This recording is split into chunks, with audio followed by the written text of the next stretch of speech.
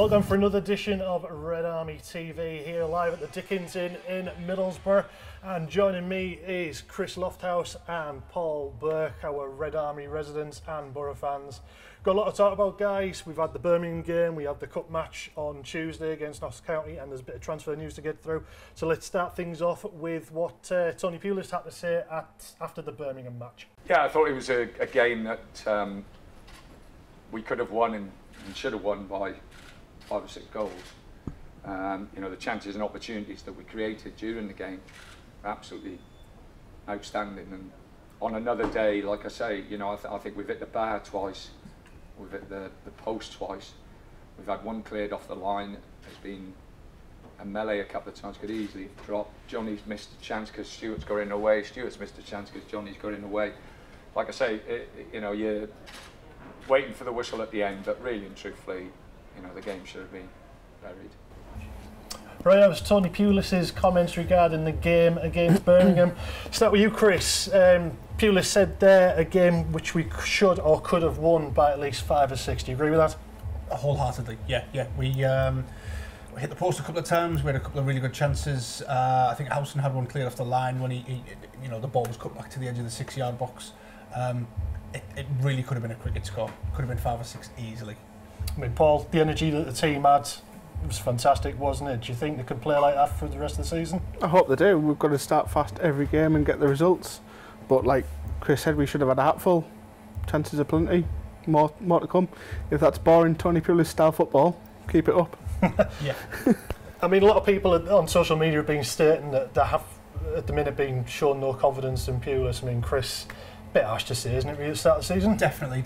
I mean, if you look at the 2 home games that we've had, as Paul touched on there, we've started both games with really good intensity, you know, good attacking football. We were 3-0 up after 20-25 minutes at Sheffield United. That's the kind of intensity that we need to be playing with. Whether we can continue it for the whole season, I don't know. We have got a small squad. I think we would be in a bit of trouble if there was some injuries here and there, but I like to think we could. And obviously I'd love to see it happen. Yeah. Paul, top of the league at the minute, like, we've obviously got more matches in Leeds, who are below us, second place, have 7 points. Is it too early to start, you know, jump for joy? Oh, absolutely. It's too early to start. We've played one more game than everybody else. Let's just take each game as it comes and see where we are in 3 months around Christmas time, then start to get excited. Cool. Right, let's see what the fans had to say after the match in Birmingham. Here's Fan Rants. Was that the same team today? I don't know.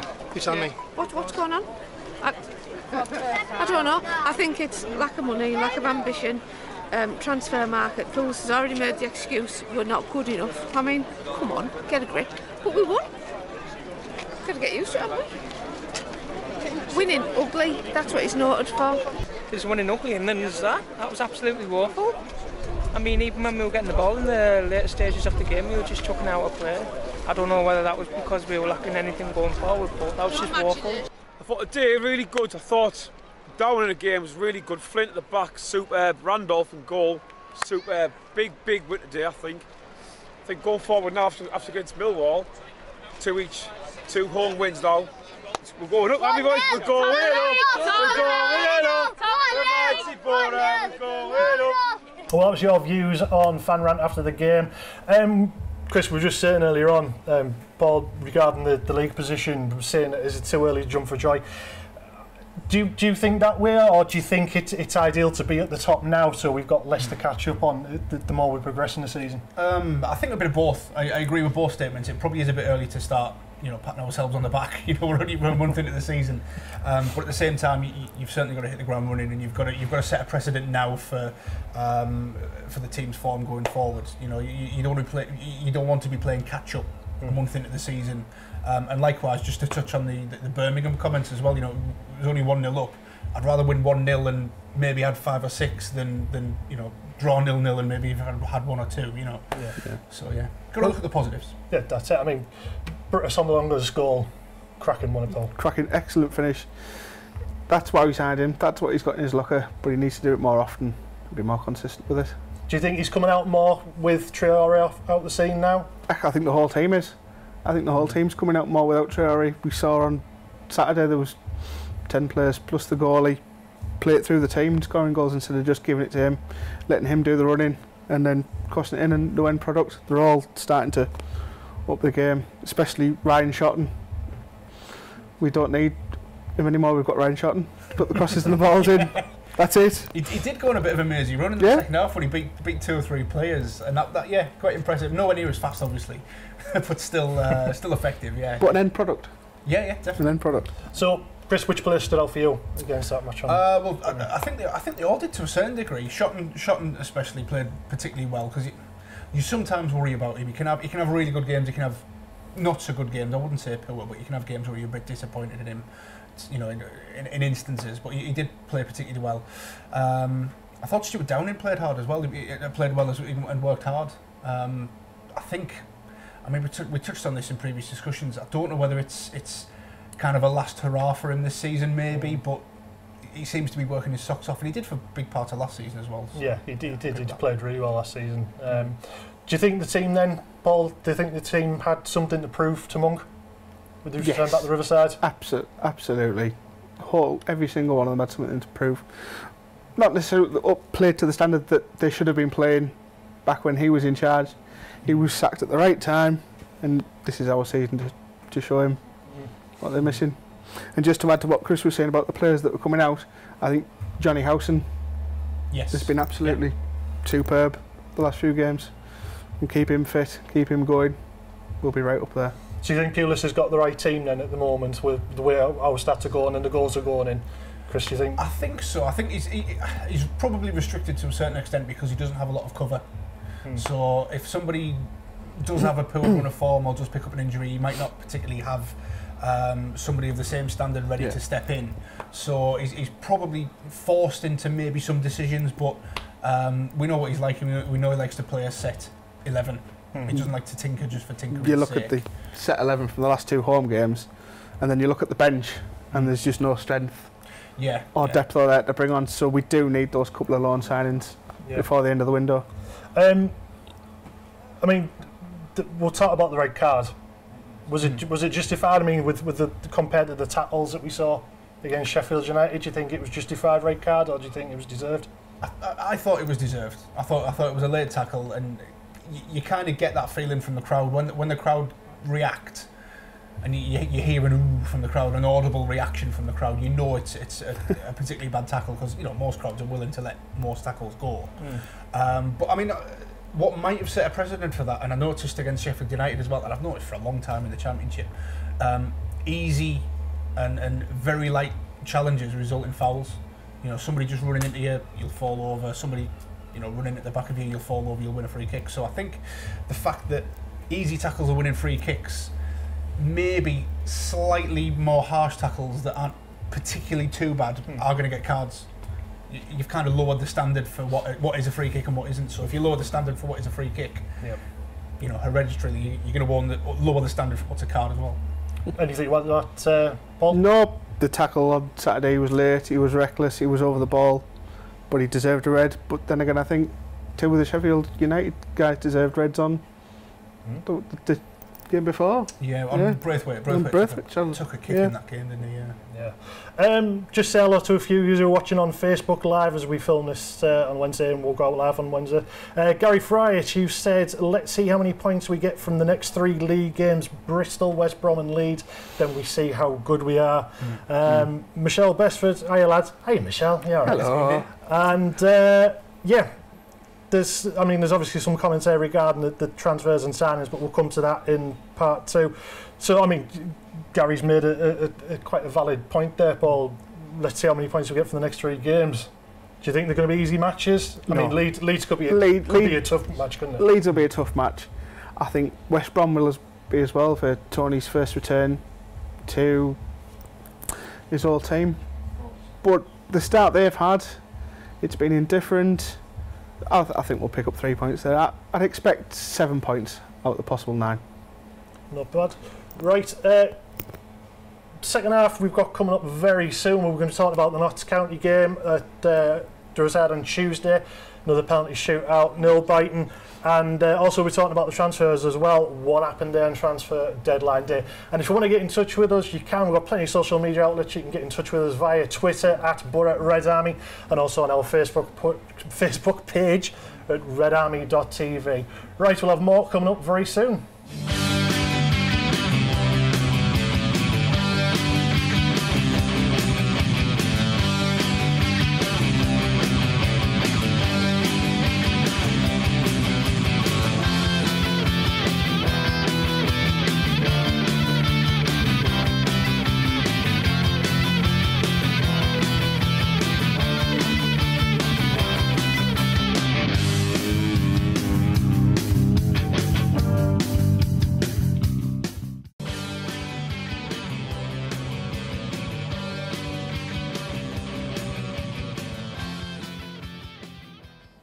Welcome back to RedArmy.tv. Myself, Matt Bland, and joining me on the couch here in the Dickens in Middlesbrough, we've got Chris Lofthouse and Paul Burke. Right, guys, let's move on to Tuesday's game, the cup match against Notts County. Wasn't a bad game, really, was it, Chris?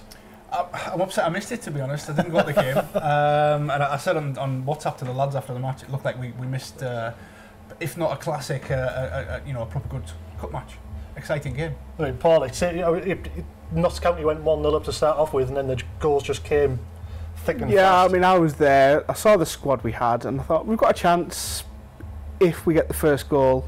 We didn't, and I just thought, oh, here we go. We're going to get knocked out by lower league opposition. But for the team we had, the young lads out, to come from behind 3 times and to win on penalties, fantastic. He obviously he saved a lot of the first team players, but he did introduce Harry Chapman and also give Borough's youngest player Nathan Wood, Nathan Wood, 16 years old, chance to play with the first team. How do you think he felt with that? I thought he had a great performance when he came on. I thought Harry Chapman was superb until his injury. Looks like it's not too serious. His shoulder's popped. That was a dislocation, wasn't it? Dislocated shoulder that's popped back in. So hopefully we should see him back in the squad for Saturday. Hopefully, even a starting place. Chris, he didn't play Dimmy, and he was on the bench. Do you think it's time Pulis give Dimmy a shot and goal? I think so. I mean, he hasn't played since we got promoted, has he? No, he hasn't. It's a bit of a strange one because he played such a big part in the team up until the point that we went to the Premier League. Obviously, at that point, Valdez came in and played pretty much every game in the Premier League throughout that season. Valdez subsequently left, and Dimmy's just been kind of not brought back into the squad. I think to a certain extent, he probably played Lonergan because he's got to justify the fact that he signed him. So he can't leave him out after having brought him in, because when he was brought in, we had 4 keepers already. People are questioning why, bringing another keeper. So to a certain extent, he's probably got to play him. But yeah, it's a bit of a strange one that Dimmy didn't even make the bench. I mean, Paul, if you were in Dimmy's shoes, do you think your patience would be wearing thin by now? And yeah, if you've not played since the season we got promoted, I'd be thinking to myself, well, at least I deserved a shot in the Premier League. Yeah. I haven't been given that. And to get relegated in the season after to still not go back to be number 1 is a bit disappointing and upsetting. So, but he is getting on a bit now. Getting to the age of most goalkeepers have retired by now. Yeah, time for him to move on. So who do you think out of the team that Pulis picked yesterday, who do you think stood out for you? For me, until he went off, Harry Chapman. And I thought Ayala had a good game until he was taken off after an hour. Right. An hour's playing time. Andy Lonergan didn't fill me with confidence. I didn't think his distribution was all that good, but he did save 2 penalties to get us through the next round. I mean, Chris, you said you weren't there, but you must have heard about the penalty shootout and thought, where's this going to go? Yeah, I was actually in bed. As rock and roll as that sounds, I was actually in bed just updating the live text on the BBC page. And it did get a bit exciting. I sort of nudged the missus when it got to penalties and she wasn't that bothered. But yeah, I was wondering which way it was going, and it was nice for Lonergan to get a couple of saves. And as I said, a lot of the fans have kind of questioned why we've signed him. That can only put him in really good stead for going forward and kind of winning the hearts and minds of the fans, I guess. Saving a couple of penalties.